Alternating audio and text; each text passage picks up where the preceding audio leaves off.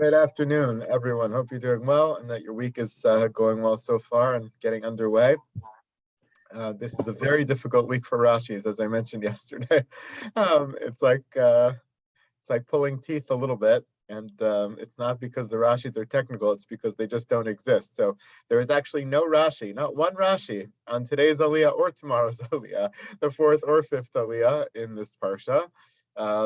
So we're going to think creatively and go a little bit backwards to the beginning of the parsha to some of the beautiful Rashis that we skipped over earlier in the week. So going to the beginning of the parsha, Torah uses this word Vayakhel Moshe. Moshe gathers. Again, this is all in the aftermath of the Chet HaEgel, in the aftermath of Moshe's descent with the Luchos after Yom Kippur, which we talked about yesterday. Lamachras Yom Kippurim Shigarad Min Hahar.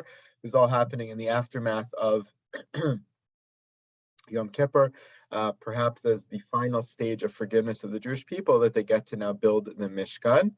And Moshe gathers them to do that. As I mentioned a couple of days ago, there's a little bit of a detour in the parsha. He gathers them. Vayakhel Moshe's kol hadas b'nei Yisrael v'yomer lahem ela advarim asher tziva Hashem la'asos osam. Here's all the things God has commanded you already back in Parshas Truma to do in building the Mishkan and all of its vessels. And now I'm about to detail them to you and have you actually go and implement it. But then Pasuk Beis is a detour. We say, but before we get to that, okay, before we cut to the chase, in terms of the Mishkan, I want to tell you a little bit about Shabbos. Sheshis yamim ta'asem malacha, v'yom hashvi'i yelachem kodesh, Shabbos son, Hashem, kol ha'zeh b'malacha yumas, lo sevaresh b'chol ma shevosechem yom HaShabbos, the only malacha cited in the Torah, talking about the mitzvah of Shabbos, the prohibition of malacha on Shabbos. And then, right back, by the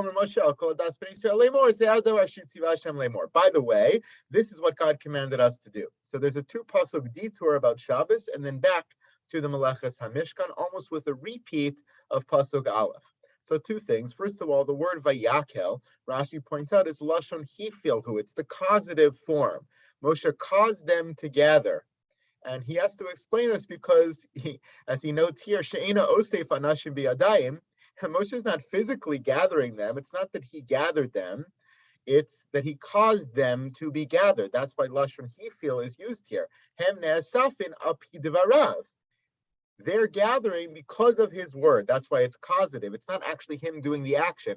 If you were, gathering pens on your desk, it wouldn't say Vayakhel, that you gathered the pens. It would say, I don't know. I'm not good at conjugation. I can't think on my sure what it would say, but it wouldn't say Vayakhel. Vayakhel is the Hifil form. It's the causative form. I'm not causing the pens to gather. I'm actually gathering them. But Moshe Rabbeinu was not physically gathering the people. Through his words, he was causing them to be gathered. So it's Lashon Hifil, Vayakhel. Interesting grammatical point.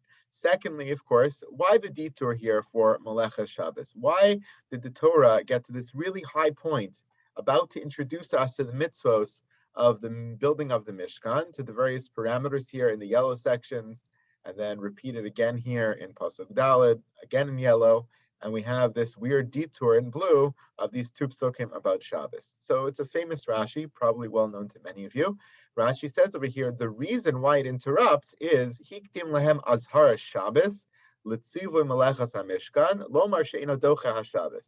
It interrupted the flow of telling them about the building of the Mishkan, the construction of the Mishkan, to tell them about Shabbos, to teach them about priorities, to show that even though they were about to engage in this very special holy act of building the Mishkan, even that project was not significant enough to bump Shabbos out of the way. So as they begin to build it, they still have to desist from the Melechas HaMishkan on Shabbos. They have to stop building the Mishkan on Shabbos.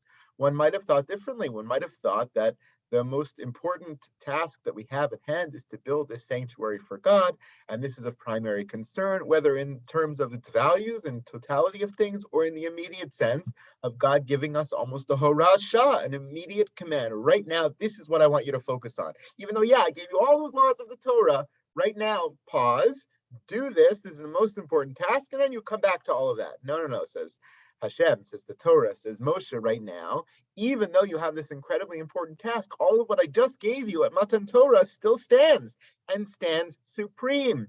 Even the idea of building God a physical home on earth, a place of worship on earth is not more important than keeping Shabbos. The sanctuary, the island in time, the meeting space with God, the moed in time, is more important than the meeting place, the moed, the gathering space in physical form, in physical space. Or put a little bit differently, the mitzvahs of the Torah in the totality of things are more important than the specific mitzvah of the Melechas HaMishkan. However you phrase it, there's many different ways to think about this particular concept being conveyed here by Rashi.